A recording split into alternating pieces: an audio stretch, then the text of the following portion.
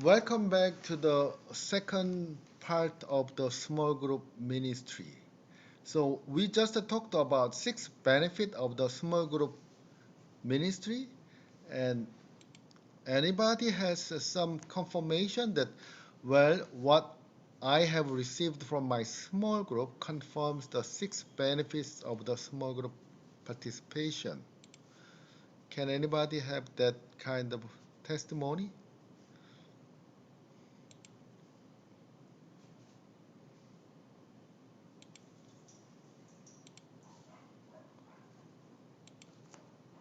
Oops. Can you show us the six benefits of the screen again so that we can kind of reflect on it as well? Yes. Yeah. Yeah, we can meet friends in God. We are getting matured, find the true self, new opportunity for creative faith journey, and overcome self-centered lifestyle, and find a new family in God.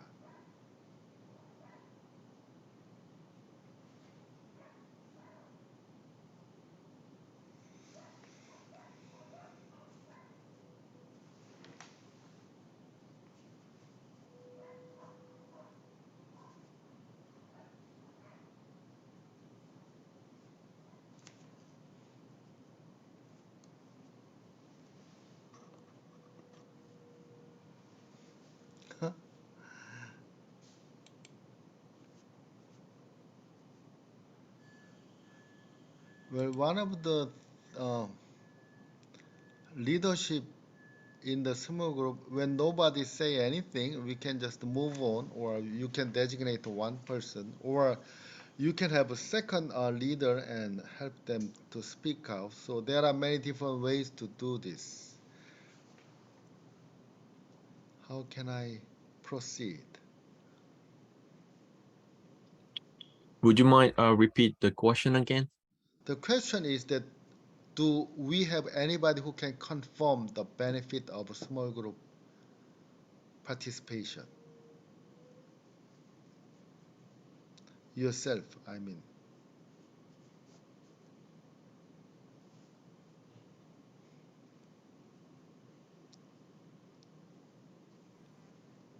So is that the question about this group? Like, Yeah. so because okay, got it. If this group, I consider this group as my small group. I mean, from the Madang retreat, um, I felt really affirmed that it's not only me struggling in the ministry, and I have these connections and like so maybe the benefits like making connections with other pastors. It's been a great experience, and I know that it's gonna be continuing.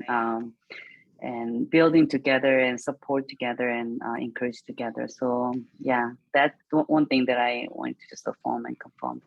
Yeah. So what I'm trying to show you is the importance of questions. When you ask questions, if it's not clear, all the participants are like, what should I do with it? And they don't answer. So now, when you have more clarity, you can answer those things. All right. Now, many of us struggle with a small group because they do not have covenant. So when I have some kind of a session about small group, I emphasize two things. First, covenant. Second, zeal. So the success of a small group depends on zeal, like passion. So even though you know everything, if you don't do it, it's like a very brand new car without gas. You turn the engine, nothing happens. Everything is perfect. You just need to put either gas or electricity full charge. Otherwise, the car doesn't budge, doesn't move. That comes from the passion and zeal. If you think about the Methodist movement in USA, it's all about Asbury. Francis Asbury, he just devoted his life to make this happen in the USA colony. And in England, it's about Charles and John Wesley, brothers. They just devote their lives. That's how it happens. So in small group ministry, I also see that in our church, if there is one leader who devote her life or his life to this small group ministry, it happens. And second thing is this covenant. If you have a covenant, it is more likely succeed, like 90%, 80% higher. The small group succeed because they have covenant. With a covenant, it goes and falter and fall down and disappear. So I want to spend time emphasizing this small group covenant. Small groups are covenant communities. In other words, it's accountability group. Without this accountability, it doesn't succeed. To have great experience in your small group, all the participants should be a part of the covenant making process. It's not like a top-down covenant that, oh, 전주현 목사님 made this covenant for our class of 2022. You just follow. No, it doesn't work that way. Everybody has to participate in making a covenant, even though it's like 2 items. We'll call each other every month. Fine. Or we'll give $10 each month to do something great together. Just one item, that's fine. But you need to have everybody in the covenant making process. So at your church, do not skip this part. Help them to make a covenant together and update and revise the covenant every 6 months, because there will be a new member or their maturity level goes up. So first 6 months they covenant to read the Bible every week. But second 6 months they say that, well, kind of we all read the Bible every week, so let's add this, like let's give tithing, 1/10 of our income to church. That's their covenant, and they update it and make it like together. And God makes a covenant with the community. So not only us, but God is making a covenant with our small group. So small group covenant is made and kept with God and group members.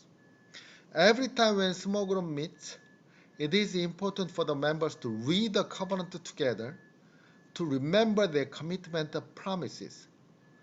UMW, United Women in Faith, they are doing this really well. They read their purpose statement every time when they meet. Reading it together in loud voice makes the group one. You can even do it like for worship at church. Like they read all together their covenant and they know why they come to church, even the visitors. So sample covenant elements of a small group covenant, you can just take it as a sample, not as the right answer, but you have to discuss purpose of the group. Why do we meet? Is it a knitting group, soccer group, or book group? Whatever you do, you have to have some kind of a purpose and goal. And values. What do we want to seek? Do we seek God's kingdom and His righteousness first? Or is it an investment group that we want to make money? So we have to have values and where to meet, online or church or at home. What you will study, a Bible or books or somebody's book, Max Lucado's book or Tim Keller's book, or maximum number. What would be our maximum number? If we reach the maximum number, what can we do? Maximum of 5. If we have more than 5, we start dividing the group or like multiplying the group. How often to have outreach? How often to have social? Once a month we have social, and once a year we have outreach. You have to decide. But these are the things that you can just think about. And sample small group covenant, like it's from one of our church small group, but I'll pray for God's presence in our small group every day. I read the Bible and meditate on it every day. All the members of our group will participate in sharing. I will call to small group members at least once a week. All the members will come to church on Sundays. All the members will give tithe to church. We will keep confidentiality in our group, signed by somebody, date somebody. So that's just one of the sample. But you can make your own small group covenant. And let me just stop share here and ask you, how many of you have a small group covenant? If you have a small group covenant, can you share what the covenant is covering? Or how many of you have a small group but has no covenant at all?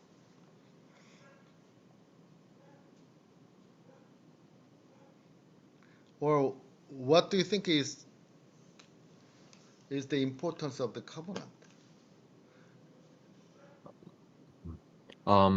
We our church have a mission statement instead of covenants, but we don't read every day, but we every meeting, but we read together at the church service every Sunday morning. So reminds people what church mission and purpose for. Yeah. And our church mission is to become one with God as we grow in our relationship with Jesus Christ, share our faith with others, and serve God's church, community, and world. That's our mission statement, and we read every week. Yes. Yeah, because you read it every week, you recite it, memorize it. And whenever people ask you, why do you go to your church? And they can say it, oh, because I want to do this, right? Yeah, same idea with a small group. Do you have any small group that has actually covenant?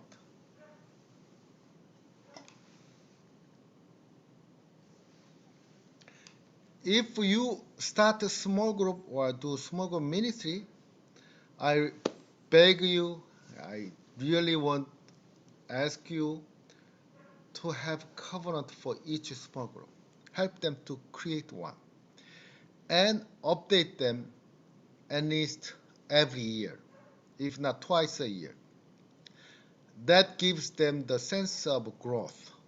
Oh, we have been trying to read the Bible and pray together, but now we are mature than that. We have to do something together. So they will find out something. You don't have to give any idea, just they will figure it out what to do. But without this covenant, it's not an accountability group.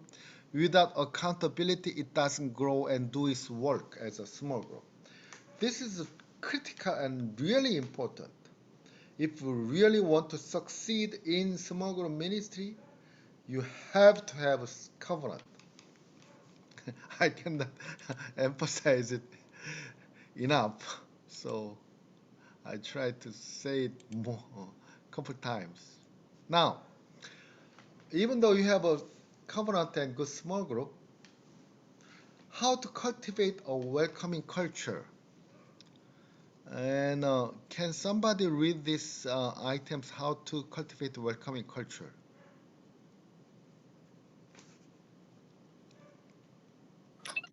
How to cultivate a welcoming culture. Transform a group wisely. When someone criticize others or say gossip.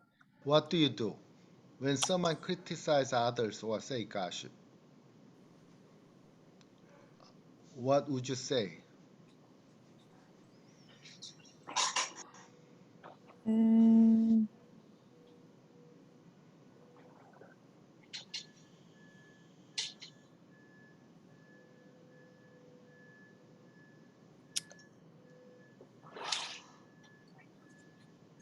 I say we have a better way. Yeah, we have a better way.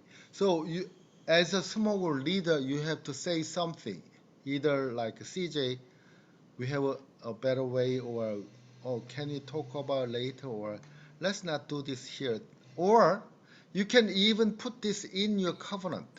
So mm, we are not going to criticize or say gossip in our covenant small group. So figure out some ways to avoid gossip or criticism. All right. Yojin, number 2. To when someone monopolizes the talks. How do you prevent that? What would you do when someone monopolizes the talks?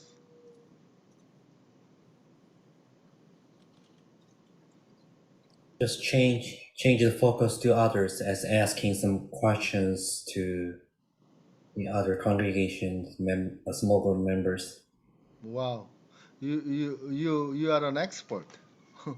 Yeah, that's how you do it. When somebody monopolizes the talks, you can just ask other people. So what do you think about that? Or you can change the subject and things like that, and always give everybody some opportunity to participate. Otherwise, it will be a one-man show or one-woman show. So find out some ways to limit.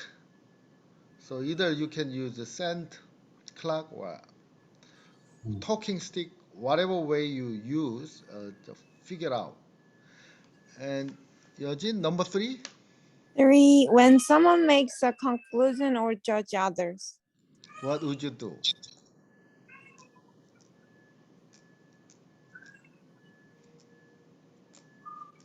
I'll say the person's opinion has a perspective, but there are also other perspectives exist.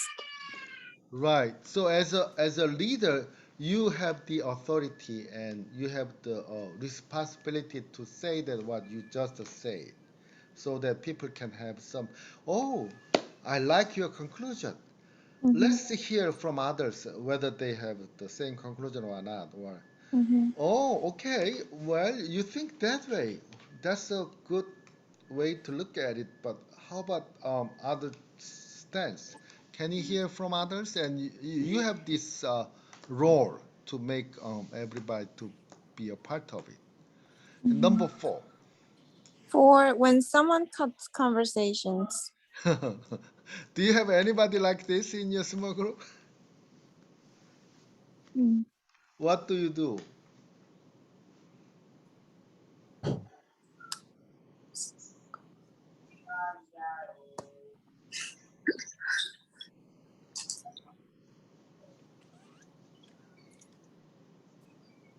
Why don't we let her finish? Why don't we let him finish? Right, right. That's CJ. With your like authority, you can say that everybody will listen, right?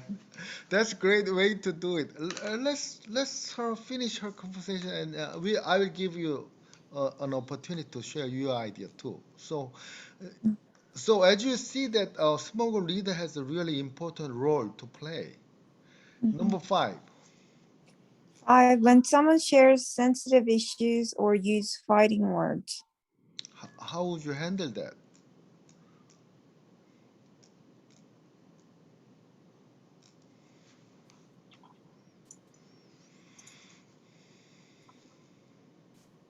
I encourage it to make a pause, and if there's a candle, Yeah. we just center ourselves again, with the Yeah. spirit.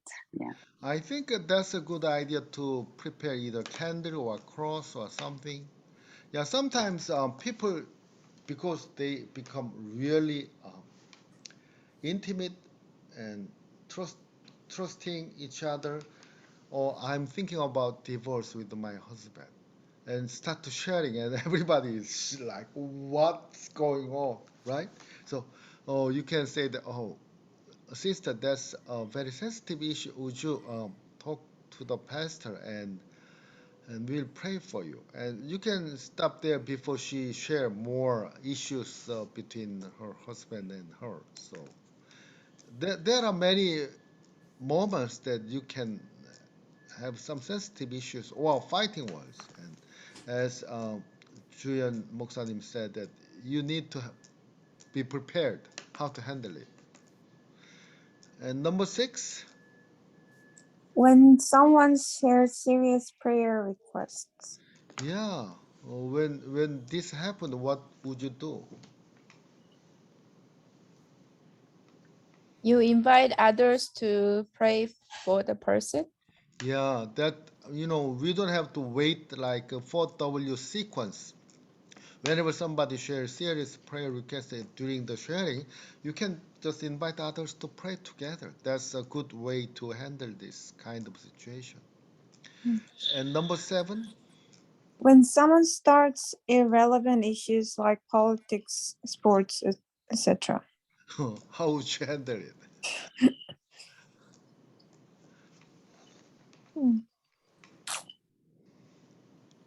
I learned from the listening circle that we can gently say that is a very interesting topic. Uh-huh. We can talk about it a little more Uh-huh. after the small group, and Right. that way you can facilitate the discussion evenly to other people. Right. So you have learned through the listening circle already how to handle these things. That's great. And you can remember and apply all the time in small groups. And number 8. When someone needs to be stopped for others to have opportunity to share their stories. Yeah, it's like number 2, right? When someone monopolizes the talk. So just to be mindful about these situations. And actually, if you have the book, page 38 and 39, they discuss the solutions also. So be prepared and teach the small group leaders how to handle these situations. Or even you can do the role play. Oh, I saw that you are very good at role play at the retreat. Some of you are doing really good role plays, and I guess that's a good way to do it also. And as a small group leader, keep the promised time. This is really important, especially in the cross-racial, cross-cultural setting. Start on time, end on time. People may have a babysitter to be paid or other meeting to go to. So do not extend your meeting because it's so good you want to do it more. No. End on time. And even though not many people show up, start on time. Otherwise, people who came on time feel that, oh, I'm wasting my time. So start on time, end on time. And I always say to our church members or small group members, even in the middle of my sentence, I will stop when time comes. So they trust me, and I keep my promise all the time, and they like it. Keep the positive and open attitude for everybody. Do not mention about the race, culture, sexual orientation, dress style, or looks. Uh, Korean culture always talk about the looks first. Oh, you look 뚱뚱해, you look skinny today, and your dress looks great. But in the small, try to avoid those things. Try to be positive, even when you compliment somebody else. Be careful about some things and minimize distracting factors. Phone silence, childcare, cooking. In our online, it's good to see Sejin and Theodore, but in a small group, sometimes you have to focus on and you have to have childcare and meet members unofficially during the week. Yeah, somebody mentioned that one-on-one meeting for the small group members. So either phone call, visitation, or pray time together. That's a very important for small group leaders to culture have an inviting culture. And also, we have to identify potential members, identify those who can have some context with you, at least once a week. So either workplace or your hobby group, book club, you can share your life story and faith with them and look for those in your daily life schedule at home, workplace, or in your neighborhood. And sometimes I found that it's very interesting to go to dog park. I can meet people there. So that's one of the way that you can identify potential members. So what do you do to invite or identify potential members or to bring people to your small group? Anybody has some experience or ideas? how to make it inviting.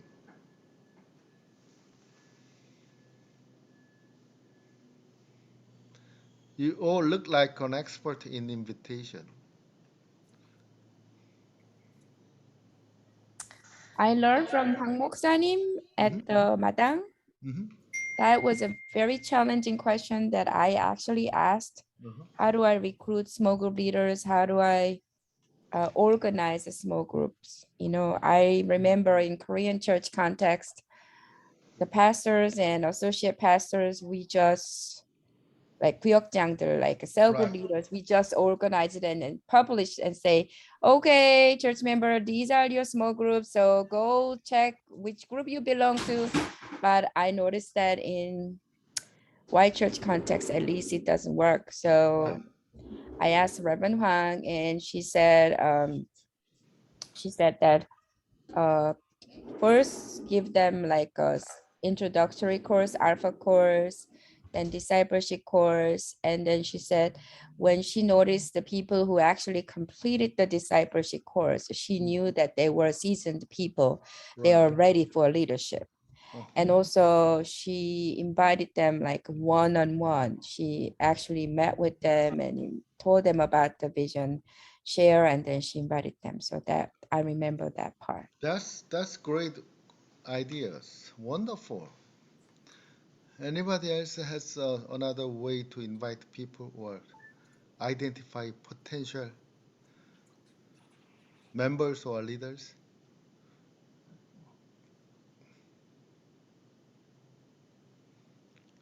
Yeah, you always have to be like aware of those people around you.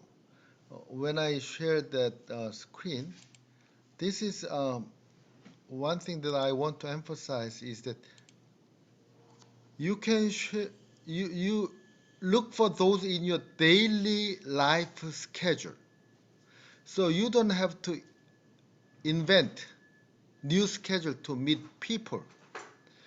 Use your schedule already you have at home, workplace, or in your neighborhood, and use those opportunities. That's what I try to say. So if you have already some contact, then use those contacts and identify potential members and invest it. Because without investment, it doesn't happen. So share your small group covenant and vision. You can say that, oh, I belong to this small group. Oh, what do they do? Oh, this is our covenant. We do this. And why do we do this? Because we have this vision. And you can ask them, do you have anything that I can pray for you? And pray for them. And continue intercessory prayer. I don't know how many of you heard about 고구마 전도와 in Korea. You know, he said that, oh, the evangelism is so easy. You just keep asking. And it's like when you boil the 고구마, the sweet potatoes, you just poke them from time to time after 5 minutes, 10 minutes, see if it's fully right cooked or not. So it's same thing. He just used the same method. That's why he called 고구마 전도와. He just keep asking people, oh, I keep praying for you. Are you willing to go to church with me? And if people say no, and oh, this is 생고구마, and if people say, I'll think about, oh, this is 5 minute cooked 고구마, and okay, and maybe that's 15-minute cooked 고구마. So he just keep asking. What I'm saying is that keep praying for the person that you have identified, and check the physical, emotional, and spiritual condition of the person from time to time. And someday, when God's appointed time, the person says, actually, would you pray for me? I need your prayer. Or, yeah, I want to go with you today. So continually invite the person without giving up. That's the key.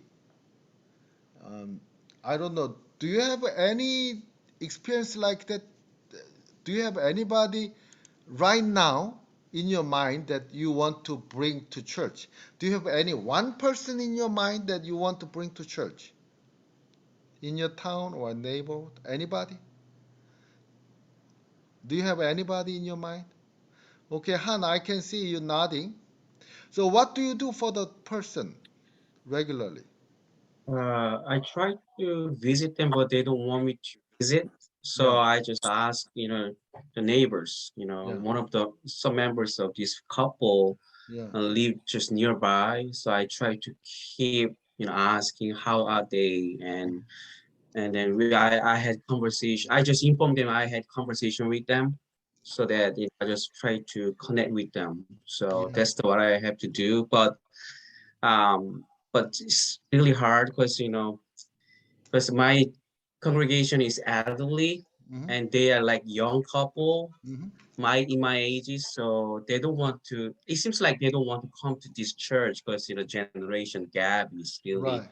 challenging things. So, but I think we need a young couple so that we have continue our So if that's community. the identified young couple, you keep praying for them, whether they know or not, and just from time to time ask, I keep praying for you how things are different, and then they will say,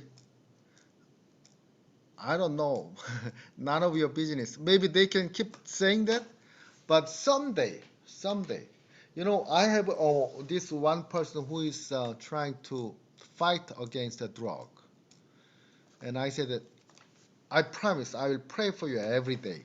Mm, And so every day I pray for her, and then every Sunday I talk to her.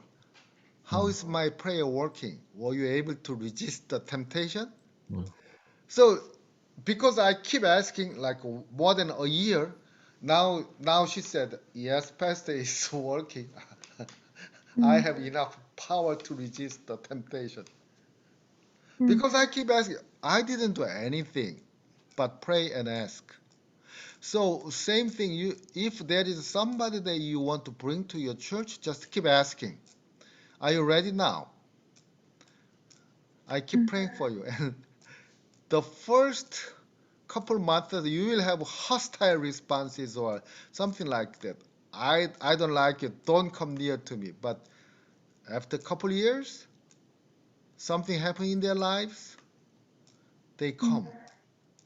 I know at least one pastor who cared for me so I can come and talk to him or to her. That happens. So do not give up. Do not give up at all. And that's the invitation. The key of the invitation, do not give up. Keep praying. And pray with others, not just you, but invitation leads to multiplication of small groups, and multiplication depends on prayer of the group members. So if you have the couple, ask other small group members to pray for them with you. So people will come to small group once or twice because of the personal relationship with a friend, but they do not stay with the group without continuous prayer of the group members. A leader should make sure for everybody to pray for those visitors continually. So people will talk in the town, our pastor is praying for you. Our group members keep praying for you. And they will have this burden in their conscience and that, why do they pray for me? Stop praying for me. But still praying for you. So prayer is the breath of life for small group leader. So prayer can be a conversation with God. I don't know how you define your prayer, but it can be conversation with God. It can be sharing our desires with God, or it can be a realizing God's will for us, or it can be spiritual arm, arms, weapons, or it can be means of grace. How you define your prayer? But prayer is the breath of life.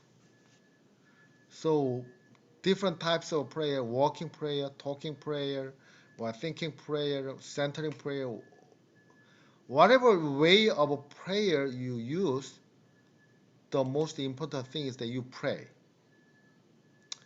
And for your prayer life, prayer and fasting, sometimes you can have fasting regularly like John Wesley every week, once a day, or whenever you have a specific issue or crisis.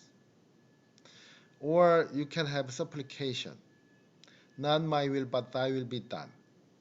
So whenever we pray, we accept that not only yes, but no or wait, and that can be all answers. And we have a contemplative prayer, listening to God's whisper, or intercessory prayer, prayer for others, laying on of hands. Many times, even the CRCC context, the people like that laying on of hands prayer when they are sick or during the special seasons, and praying in tongue. You can have like tongue speaking for your own prayer or for the prayer for the group. And written prayer, you can use the Psalms or other traditional prayer books. It is interesting that Anglican priests that they say that, oh, I cannot pray now because I don't have a book here. So they always have to read it. And loud communal prayer, 통성기도, that's also a good way. So just to share a little bit about your prayer life. How do you pray? What is your favorite way of praying? And how do you use your prayer? I'll give 30% to chance to talk about their prayer life. Who would be the first person?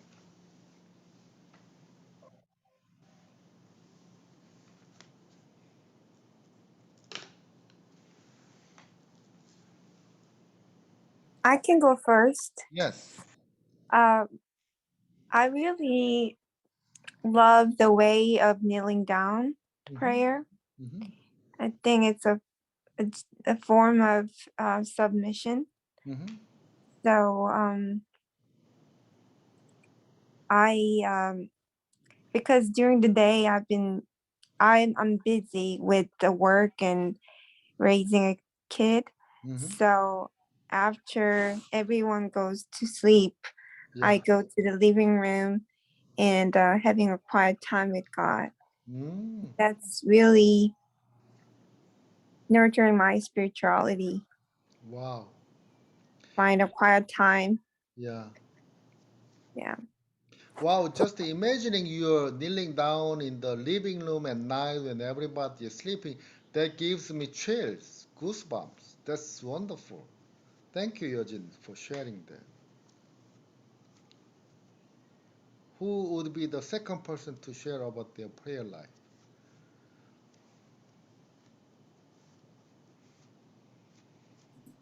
I got a second. Mm-hmm.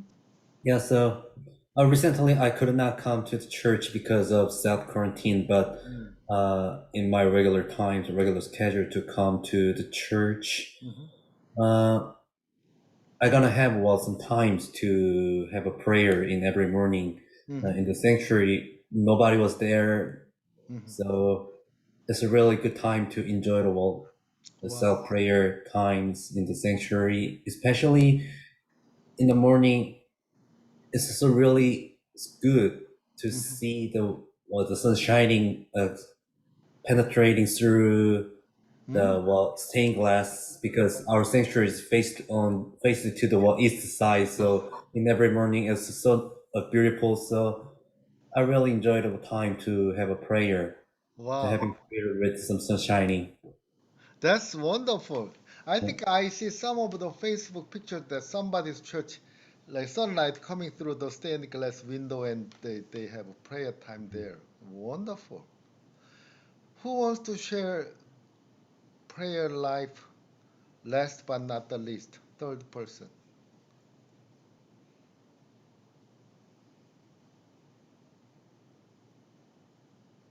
You can just unmute and start talking.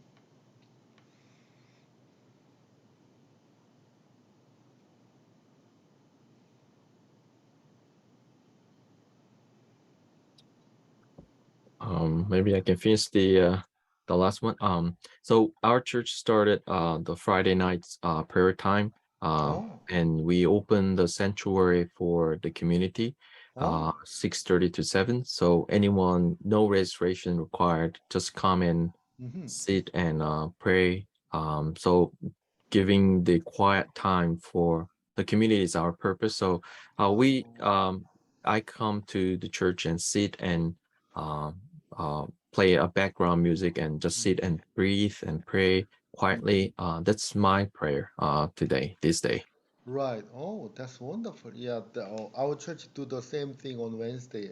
Just open the chapel 1 hour and let them pray. Yeah. So you can have different ways of praying, in kneeling down at home, in living room or sanctuary, or have communal prayer.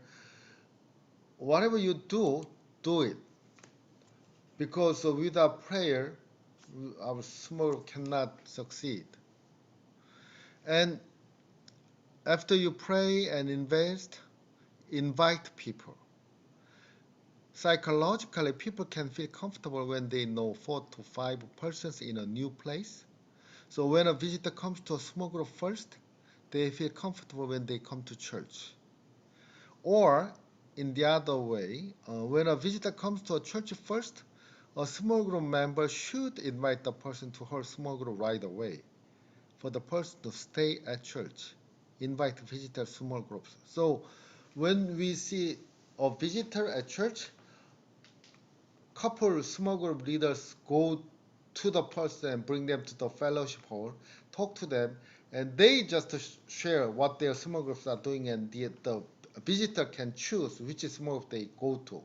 Or in our church, they go to different small groups and decide to stay where. So, how did someone invite me to be a small group leader? So, do you have any story to share the how you invite people to your small group or to be a small group leader?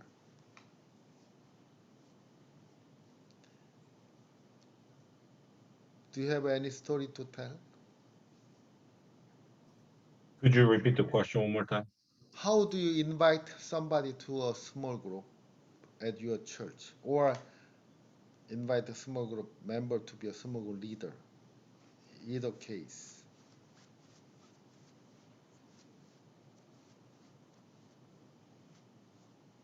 Oh, simply we don't invite. That's not the answer. I want somebody who actually invite. For me, Uh-huh. I recognize some people are feel pressure to lead the group by themselves. Uh-huh. So um, when I recognize somebody has a good quality Uh-huh. as a leader, Uh-huh. I pair up with somebody else Uh-huh. who can complement each other, Uh-huh. and they feel more inclined to say yes when I Right. ask to be a small group leader. So you have a good eye to discern the small group leader quality in people's lives. Great. Now, after that, you can have a birth of a new small group. To start a new small group, a leader has to be ready. A new leader is nurtured in the existing small group, and a leader should train a new leader and leave the small group to the trained new leader, and the leader should start a new group with a new people or a small number of people from the existing group. This is one way, but you can have different way of having birth. All right, that's my time, and if you have a question or comment, please email me. If you need a certificate of basic small leader training, email me too. I can mail the certificate to you. Or if you want the ebook Longing to Meet You, email me. I can send you the ebook, not the printed one. So that's my email address, reverend.sungholee@gmail.com. Have any final question? We have 3 more minutes. And I will stop in the middle of my sentence when time comes 1 p.m. Pacific time. So it's your 2 minute or 3 minute. May I ask one question? Right. So to create the small group and to recreate another small group from the original small group, how Yes. long the cycle will take from your experience? Like it's gonna take a year or few months or 2 years or yes. It depends. That's the correct answer.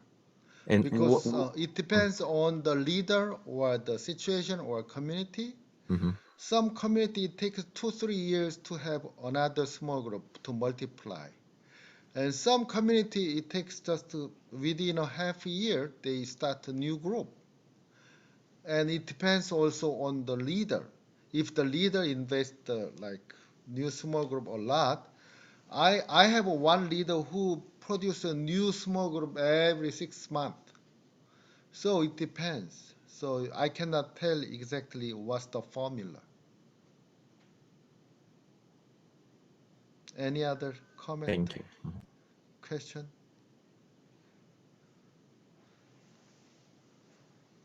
Well, my time is up, so I'll finish it. If you have any further comment or questions, email me, reverend.songholi@gmail.com.